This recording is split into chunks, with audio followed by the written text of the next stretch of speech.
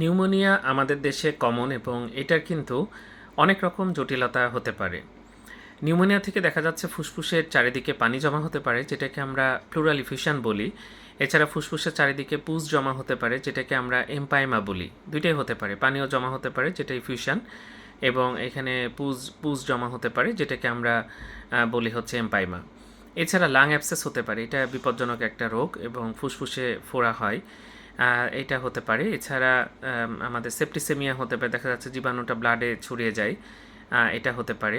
Respiratory failure হতে পারে, আমাদের নিউমোনিয়া থেকে কিন্তু রেসপিরেটরি ফেইলিওর হতে দেখা যায়। এছাড়া পেরিকার্ডাইটিস, অর্থাৎ আমাদের পেরিকার্ডিয়ামের চারিদিকে কিন্তু ইনফ্লামেশন হতে পারে।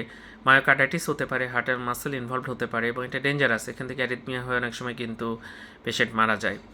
এছাড়া আরও বিভিন্ন রকম সমস্যা কিন্তু নিউমোনিয়া থেকে হতে পারে। সুতরাং এটা আর্লি ডায়াগনোসিস এবং ট্রিটমেন্টটা খুব জরুরি।